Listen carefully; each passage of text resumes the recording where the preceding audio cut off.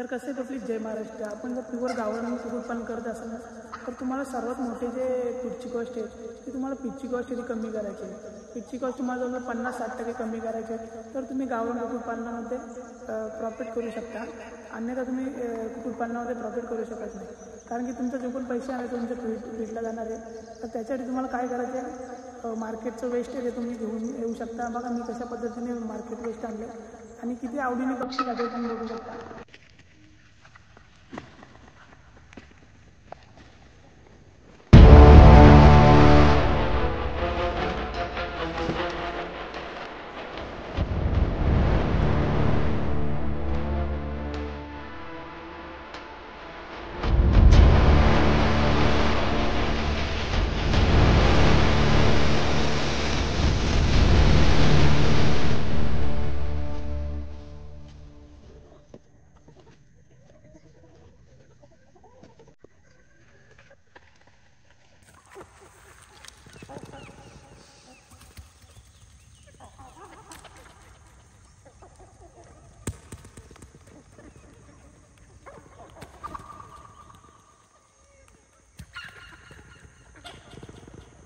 बघू शकता पब्लिक तुम्ही कशा प्रकारे त्याची फीडची कॉस्ट ती कमी करू शकता.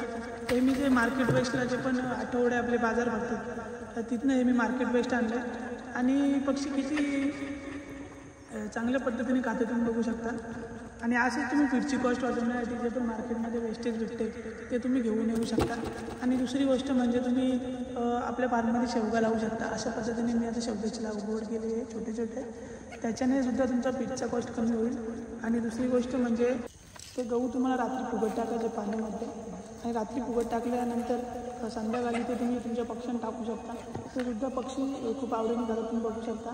मी जे पक्ष्यांना टाकले गहू भिजत टाकले होते पाण्यामध्ये आणि आता मी संध्याकाळी ते पक्ष्यांना टाकले. ते पक्षी किती आवडीने खात आहेत गहू ते पण तुम्ही बघू शकता. तुम्ही ते छोटे छोटे जुगाड करून तुमच्या गावरान कुक्कुटपालनामध्ये फीडची कॉस्ट ती एकदम 50 ते 60% कमी करू शकता मित्रांनो. आणि आपल्या गावरान कुक्कुटपालनामध्ये तुम्ही यशस्वी कुक्कुटपालन करू शकता आणि प्रॉफिटेबल राहू शकता मित्रांनो.